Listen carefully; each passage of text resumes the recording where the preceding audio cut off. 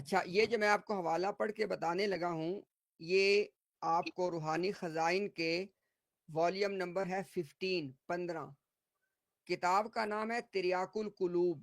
یہاں پہ نا تقریباً 5 صفحات تک نا ایک حاشیہ مرزا صاحب نے لکھا ہے، اور مرزا صاحب کی جتنی بھی تحریریں ہیں، یہ وہ واحد جگہ ہے اس کتاب تریاق القلوب کی حاشیہ کے اندر جہاں پہ انہوں نے اس مسئلے میں اپنا پورا موقف کھل کے بیان کیا ہے۔ باقی کہیں پہ آپ کو ایک لائن ملتی ہے، کہیں پہ ایک فقرہ ملتا ہے، یہ دیکھیں نا، آپ اندازہ کریں ذرا، تقریباً 5 صفحات تک حاشیہ چلتا جاتا ہے۔ آپ اس کو پورا پڑھ لیجئے گا۔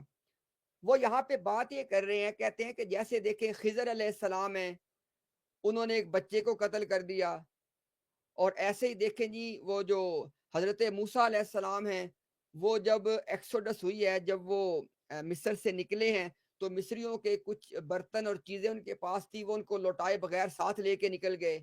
اور ایسے ہی دیکھیں جی حضرت ابراہیم علیہ السلام نے وہ 3 سٹیٹمنٹس دی ہیں جو بظاہر آپ کو درست معلوم نہیں ہوتی ہیں، آپ جانتے ہیں وہ جو بخاری کی حدیث ہے۔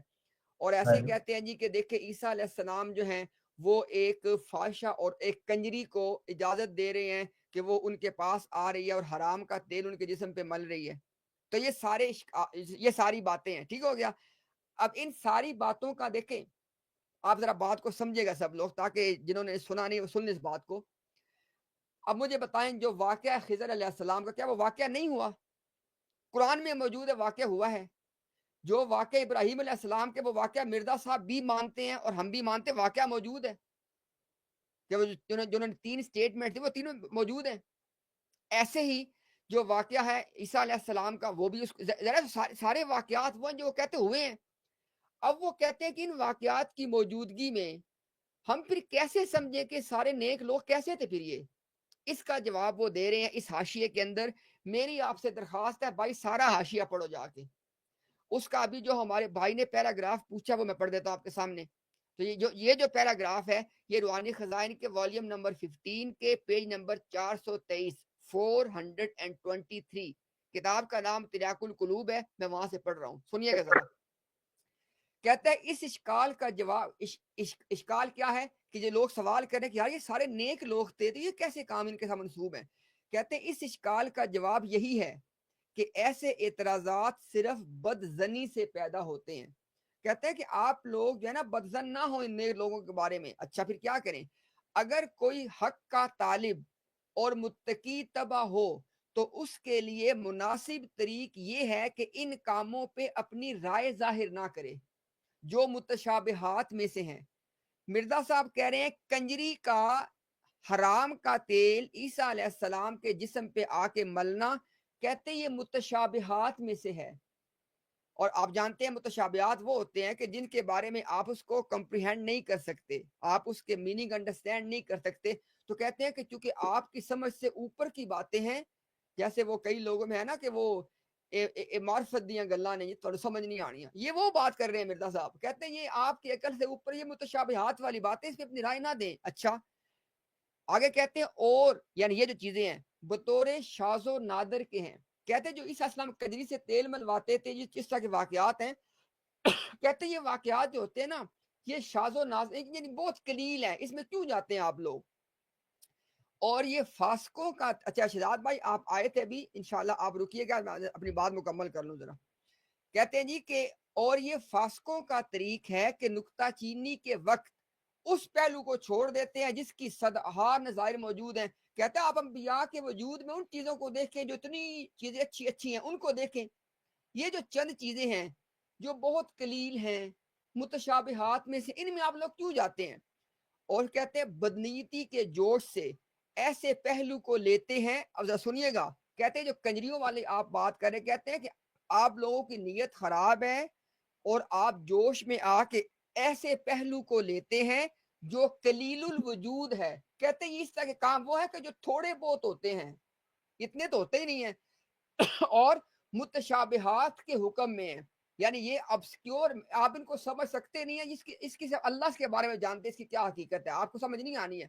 یعنی آپ غور کریں، مرزا صاحب یہ نہیں کہہ رہے، اور بھائی مرزا صاحب یہ نہیں کہہ رہے کہ لعنت ہو ایسے لوگوں پہ جنہوں نے اللہ کے نبیوں پہ یہ تہمتیں لگائی ہیں جیسے عیسیٰ اسلام پہ لگی ہے. یہ نہیں کہہ رہے وہ ہمیں کہہ رہے ہیں کہ آپ لوگ اس پہ رائے نہ دیں, یہ متشابہات میں سے ہیں, یہ بہت قلیل الوجود چیزیں ہیں, ان کے بارے میں آپ نہ رائے دیں.